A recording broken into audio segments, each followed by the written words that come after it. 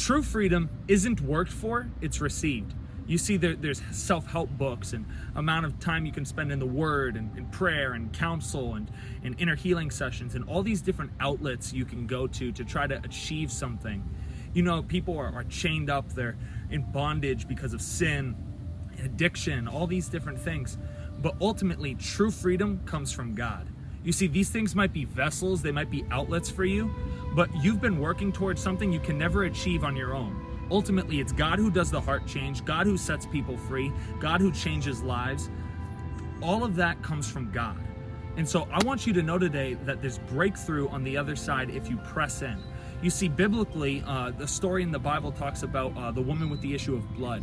And so for 12 years, she was plagued with something in her life.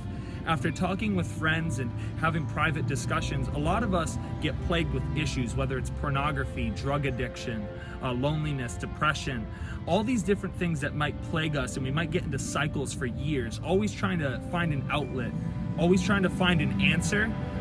Ultimately, we can't do it on our own. And so this woman in the Bible, she went out to doctors, she went out to different people trying to ultimately get an answer, get healing, get breakthrough for what she struggled with, and she never found the answer. But when Jesus came along, she pressed in for her breakthrough. And so she pressed in despite the circumstance, she pressed in despite the outcome or the potential, punishment that she faced for being there. But she pressed in because she knew one touch of Jesus, one hand on his garment, one hour spent in his presence could change her life.